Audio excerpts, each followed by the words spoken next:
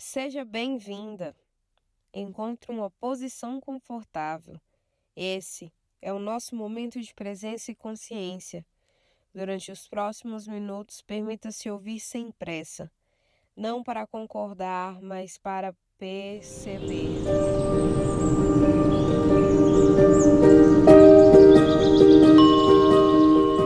E se eu te dissesse que você não precisa mudar a sua história? Que talvez o que precisa mudar não seja o que aconteceu, mas o papel que isso ocupa dentro da sua mente. Os fatos continuam os mesmos, as pessoas continuam as mesmas. O passado não muda, mas o roteiro mental com quem você interpreta tudo isso, esse pode mudar. E quando o roteiro muda, a direção muda junto. Earl Nightingale chamou isso de o segredo mais estranho. Nós nos tornamos aquilo que pensamos de forma consistente. Mude o roteiro mental. Episódio 16, baseado em Earl Nightingale, o segredo mais estranho. Agora, imagina a sua vida como um filme. Os personagens já entraram em cena. As situações já aconteceram. As dores já foram vividas. Mas o significado da história não está nos fatos. Está na forma como você conta essa história para si mesma, de início. Porque uma mesma cena, ela pode ser lida como fracasso ou aprendizado, rejeição ou redirecionamento, perda ou libertação, e eu até diria como um livramento. Earl Nightingale nos lembra algo essencial. Não são os acontecimentos que definem a sua vida, é a direção mental em que você dá a eles. E é aqui que entra o ponto central de toda essa nossa conversa. Se você não escolhe conscientemente o seu roteiro mental, ele é escrito no automático. Por crenças antigas, crenças limitantes, por feridas não curadas, por medo, por repetição. A mente, ela funciona como um alvo. Ela se move na direção daquilo que você mantém em foco. Se a dor é o foco, o roteiro ele vira um drama. Se o foco é a escassez, o roteiro vira uma total sobrevivência. Mas quando o foco é a expansão, o roteiro começa a virar evolução. E é aqui que vem algo muito importante. Você, minha cara ouvinte, não é só a atriz principal da sua história. Você também é a roteirista. Muita gente tenta mudar a própria história.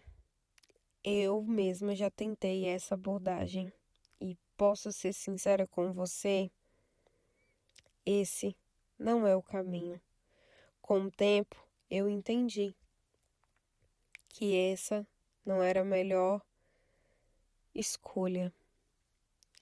Você não precisa reescrever o passado. Isso não vai funcionar. O que acontece, na verdade, é que muitas pessoas continuam presas a papéis antigos, como a vítima eterna, a salvadora compulsiva, a abandonada recorrente ou a forte que nunca pode falhar. Esses roteiros se formam cedo, na nossa infância, e passam a organizar decisões, vínculos, expectativas. Enquanto não são revistos, a vida até muda dicionário, mas o enredo, ele se repete. Romantizar, negador, ressignificar, a integra. Os fatos não mudam. O que muda é o lugar de onde você narra a sua própria história, o papel que você se atribui a si mesma e as conclusões que sustentam suas escolhas de hoje. E, sendo bem sincera, isso jamais será positividade tóxica. Isso é nível de consciência. Mudar o roteiro não é fingir que nada doeu. É interromper a repetição inconsciente. É deixar de viver como uma personagem prisioneira ao passado. É assumir o lugar de autora consciente da sua própria narrativa.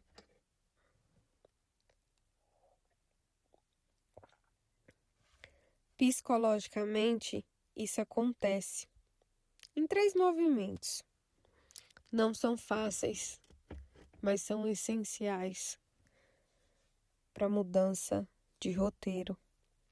O primeiro é o reconhecimento, sem anestesia, sem aliviar os fatos. É a verdade nua e crua. Você reconhece o que aconteceu, o que doeu, o que faltou, sem minimizar, sem justificar, sem espiritualizar o trauma, sem um lado bom da história. É a história nua e crua. O segundo é contextualizar, sem auto se acusar. Você passa a entender quem você era naquele momento, quais recursos emocionais você tinha e quais dinâmicas estavam em jogo. Aqui, quero deixar bem claro que a culpa, ela começa a ceder espaço para a responsabilidade consciente. E o terceiro é o mais transformador. Reposicionamento de identidade. Você deixa de se definir pelo que sofreu. E agora você passa a se definir pelo sentido que você constrói a partir disso. É você quem escolhe. O passado, ele deixa de ser uma sentença e se torna uma matéria-prima da sua própria consciência. Vamos então colocar isso em prática. Olha, esse exercício ele é profundo, simples e o resultado é maravilhoso. Uma forma profunda de você fazer isso, que a gente acabou de conversar, é através da escrita. Escreva sua história no papel. Vai sem filtros. História nua e crua, com toda a verdade. Depois, leia novamente. Mas agora com o olhar de quem amadureceu. Enquanto você lê, você vai grifando, anotando as partes que você acredita ser relevantes, que você consegue observar com o olhar que tem hoje, com a maturidade e os fatos, quem você era naquele momento, quais recursos você tinha, como foi o desenrolar de toda aquela situação, daquele enredo, sem se acusar, sem se julgar, apenas com um olhar diferente. Então você chega no ponto decisivo. você lê novamente e lá no final você escolhe não se definir mais pelo que sofreu, mas pelo sentido que você decide dar a tudo isso. Lá no final dessa carta, eu quero que você escreva qual o sentido que eu vou dar a isso tudo. O que isso aqui, a partir de hoje, vai influenciar na minha vida. Qual vai ser o meu papel agora nessa jornada chamada vida? E olha, tudo que eu ensino para vocês, eu coloco em prática. E eu não vou falar que foi fácil, porque não foi. Eu fiz esse exercício ontem, antes de vir gravar. Eu sempre vejo